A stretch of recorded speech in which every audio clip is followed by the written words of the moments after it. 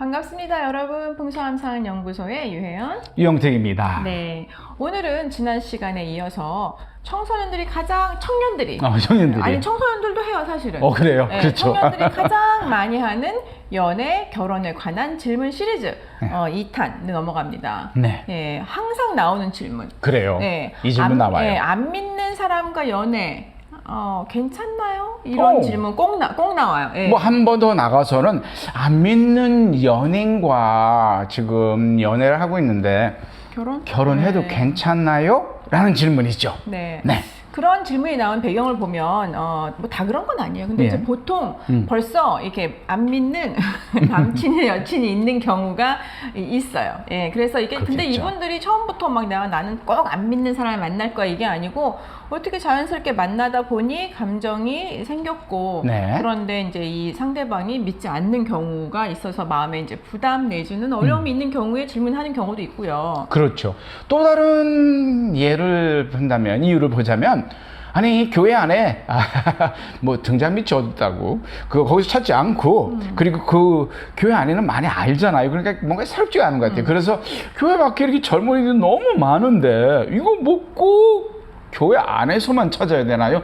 교회 밖에 믿지 않는 사람 엄청났고 멋진 사람도 많은데 좀 그런 사람을 좀 만나보면 어떨까요? 라고 말을 하는 것이죠. 네, 그래서 그런 이유 네. 때문에 질문하는 경우가 있는데 네. 이제 결론부터 말씀드리면 성경에 굉장히 정확하게 네. 누구와 결혼을 해야 되는지 말씀을 하잖아요. 믿지 않는 사람과 같이 멍에를 매지 말아라. 이제 이런 여러 가지 성경 구절이 있는데 네. 또 정확하게 그런 표현 외에도 같은 믿음의 방향과 믿음의 어떤 목표가 같는 사람을 만나서 결혼하라 이런 말씀이 이제 많죠. 네, 그래서 그렇습니다. 결혼은 믿음의 배우자와 하는 것이라는 것이 이제 원칙이죠.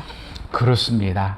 그래요. 그래서 여기서 물론 그 내용을 더 구체적으로 들어가기 전에 연애 아까 얘기 나왔습니다. 연애를 해도 될까요? 믿지 않는 사람. 그래서 그 연애를 먼저 잠깐 연애 목적을 얘기해 보면 좋을 것 같아요. 우리 그리스도인들은 사실 연애를 위한 연애가 아닌 결혼을 위한 연애를 생각해야 됩니다. 요즘 젊은 분들이 그냥 나 결혼 별로 생각 없어. 연애만. 하지만은 연애 그럼 왜 연애를 해야 되는 것이죠? 그러려면 차라리 연애하지 말고 좋은 뭐 남자의 그 친구들, 남사친, 여사친 할 하면 수 될 있죠. 텐데. 하지만 이 연애는 특별한 겁니다. 거기에는 관계뿐만 아니라 많은 교류가 있지 않습니까? 그래서 우리 그리스도인들의 연애 목적은 결혼이다라는 것을 기억해야 되며 연애의 대상도 결혼의 대상이 될 것이다 라는 것을 생각하셔야 됩니다. 그렇죠. 그래서 여기에서 좀 더 구체적으로 결혼이 정말 하나님 앞에서 무엇이고 네. 어떠한 의미가 있고 하나님이 우리에게 결혼을 왜 주셨고 이런 모든 것들을 좀 깊이 공부하고 연구하고 이해해야 될 필요가 있는 것 같아요. 그래서 그렇죠. 하나님의 원칙이 어디에 있는지 그리고 그 원칙에 대한 중요성 하나님 어떤 마음으로 믿지 않는 사람과 멍에를 매지 말아라 이런 말씀을 하셨는지를 좀 구체적으로 공부해 보는 건 필요한 것 같아요. 그래요. 그거와 함께 여러분 이런 얘기 들어보시는지 모르겠어요. 그 영어로 missionary marriage. 뭐 선교사적 결혼 이렇게 얘기를 할 수 있을 것 같아요. 뭐냐면은 믿지 않는 사람과 결혼해서 그 사람이 믿게 되면 좋은 거 아니냐. 내가 한번 던져서 내가 이 가정을 구속한다면 이런 거? 사실 사람이 사람을 구원할 수 없어요. 하지만 결혼이라는 걸 통해서 나의 배우자가 믿지 않는 사람이 주님을 믿을 수도 있는 거 아니냐라는 그러한 얘기를 하면서 결혼하겠다라는 거를 그 미셔너리 결혼이라고 얘기를 하죠. 네. 이 자체는 가능성이 있죠. 어떤 케이스는 진짜 안 믿는 그런 간증들 많이 들어보셨잖아요. 막 잘 믿던 자매가 있었죠. 막 안 믿는 가정에 가서 열심히 기도해서 그 가정이 다 믿었던 케이스 간증이 있는데 근데 사실은 그렇게 해서 실패 내지는 그 믿음을 지키지 못했던 분들은 간증을 했을까 안 했을까? 안 했겠죠. 간증 기회를 안 주겠죠. 네, 간증 기회를 안 주겠죠. 그러니까 우리가 듣는 이 간증은 한 개인의 어떠한 경험이지 이것을 전반적으로 보편화시킬 수는 사실 없는 거죠. 그렇죠. 네. 그래요. 그래서 여러분 성공한 케이스들이 없는 건 아니에요. 하지만 벌써 앞에 말씀드렸듯이 하나님이 우리에게 주신 주님이 말씀을 통해 우리에게 주신 원칙, 이 원칙이 우리에게 유익이 되는 거죠. 그렇죠. 그래서 우리는 그곳에 순종하고자 마음이 정말 필요합니다. 근데 사실 그런데 이제 많은 분들이 연애를 하고 있다든지 또는 밖에 보니까 너무 좋은 사람이 많아서 관심 있는 사람이 있어서 그냥 안 믿는 사람이에요. 그래서 결혼하고 싶은 그런 사람들이 있다라고 하면서 이렇게 얘기를 하죠. 뭐라고 하죠?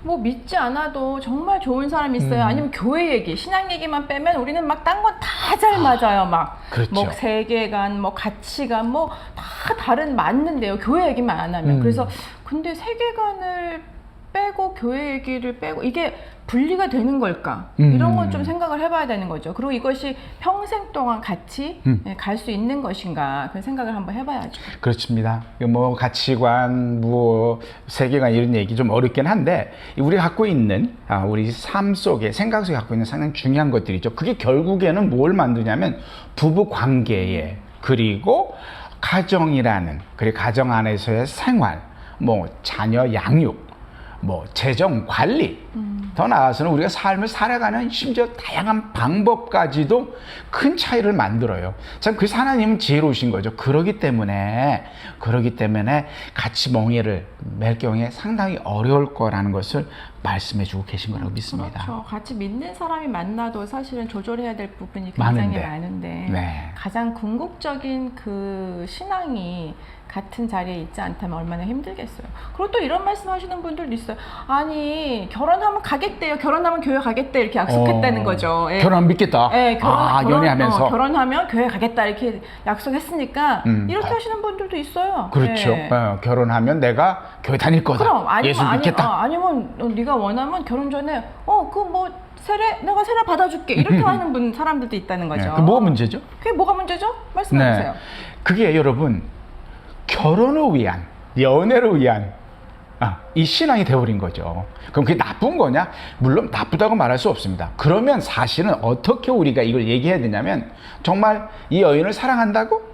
아니 사랑하기 때문에 예수님을 믿는다고? 그러면 이렇게 볼 수도 있어요. 아내가 예수 믿기 때문에 우리 옛날에 많이 썼던 말 치마 붙잡고 천국 가는 길. 천국 못 간다 이거죠. 그래서 사실 순서는 그렇게 하지 말고 연애를 시작하기 전 또는 연애를 하고 있다면 분명하게 먼저 주님을 만나십시오라는 게 정말 필요합니다.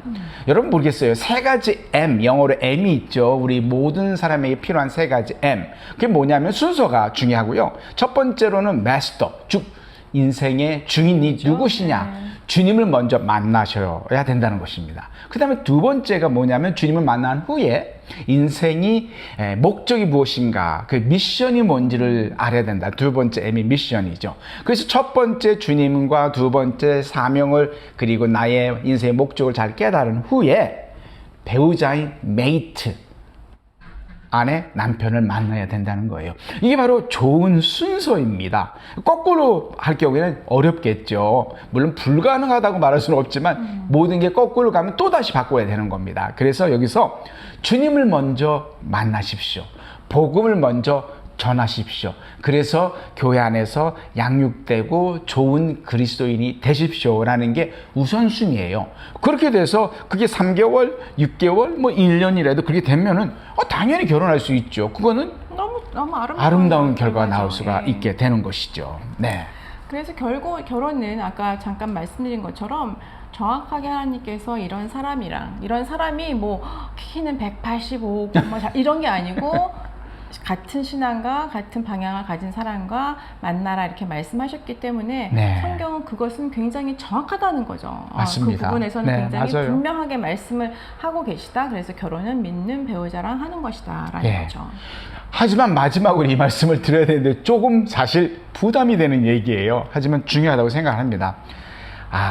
제가 여기서 결국 또는 하지만 이렇게 좀 반전적인 단어를 먼저 쓰면서 참 결혼도 그렇고 그리고 연애도요. 그렇죠.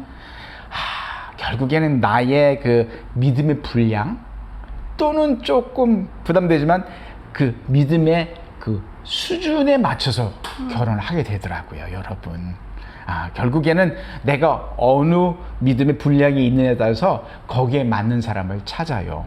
자, 내가 만약에 믿지 않는 사람이 너무너무 멋있고 그 사람과 결혼하고 싶은 마음이 많이 든다면 결국에는 하나님이 말씀하시는 그 원칙과 반대 아니면 맞지 않는다는 거에 대해서 내가 흔들리고 있는 거죠. 그래서 정확하게 나의 믿음의 그 분량을 점검할 필요가 있을 것 같아요. 그렇죠. 뭐 안 믿는 사람이랑 뭐 연애를 해서 뭐 우리가 뭐 지옥 가요? 막 죄요? 뭐 이렇게 극단적으로 질문하시는 분들도 있긴 있지만 그런 극단적인 어떤 뭐 진짜 이게 뭐 옳고 그렇고 지옥과 천국을 분가름하는 것은 아니지만 그렇지만 결국은 또 그것이 엄청난 어려운 결혼 생활이 되면은 거의 지옥 비슷한 지상의 지옥 생활이 될 수도 그런 상황이 될 수 있습니다. 그래서 하나님께서 우리가 하시는 어떤 선택을 정말 와서 막 막으시고 우리의 선택을 존중하시고 그렇지만 이제 그 선택을 할 적에 우리가 얼마만큼 하나님의 말씀의 원칙을 잘 순종하고 지키며 갈 것인가죠. 그래서 결국은 내가 원하는 나에 맞는 사람을 막 결정을 하는 거죠, 뭐 사실은. 그러면서 우리가 거기에 대한 지혜로운 책임과 하나님의 뜻과 찾고 그걸 또 잘 이루어 나가는 것, 이제 그것이 뭐 신앙이죠. 그렇습니다. 그래요. 연애 누가 해야 되는지 그리고 결혼 누가 해야 되는지에 대해서 같이 나눠봤습니다. 자, 그래서 우리 또 이거 구호 한번 외쳐볼까요? 그렇죠. 네. 그 먼저 한번 해보세요. 간보지 말고 썸 타지 말고 거룩하게 연애하고 황홀하게 결혼하자. 좋습니다. 감사합니다. 오늘 여기까지.